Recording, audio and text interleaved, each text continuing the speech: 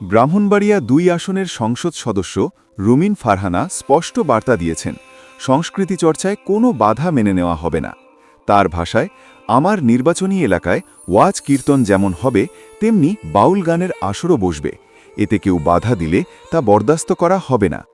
বাংলার হাজার বছরের ঐতিহ্য বহন করে চলা বাউল গান কেবল বিনোদন নয়, এটি মানুষের ভেতরের মানবতা, ভালোবাসা ও অসাম্প্রদায়িক চেতনার প্রতীক। গ্রামীণ জীবনের সহজ সরল দর্শন আর আধ্যাত্মিক ভাবনার মিশেলে বাউল গান আজও মানুষের হৃদয়ে বিশেষ জায়গা দখল করে আছে। রুমিন ফারহানার এই অবস্থানকে অনেকেই দেখছেন সংস্কৃতি ও সহাবস্থানের পক্ষে এক দৃঢ় অবস্থান হিসাবে। কারণ একটি সুস্থ সমাজ গড়ে ওঠে তখনই যখন ধর্মীয় ও সাংস্কৃতিক চর্চা পাশাপাশি শান্তিপূর্ণভাবে বিকশিত হতে পারে।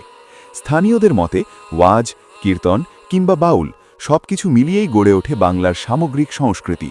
তাই এই বৈচিত্র্য রক্ষা করা শুধু একটি দায়িত্ব নয়, বরং ভবিষ্যৎ প্রজন্মের জন্য একটি গুরুত্বপূর্ণ বার্তা।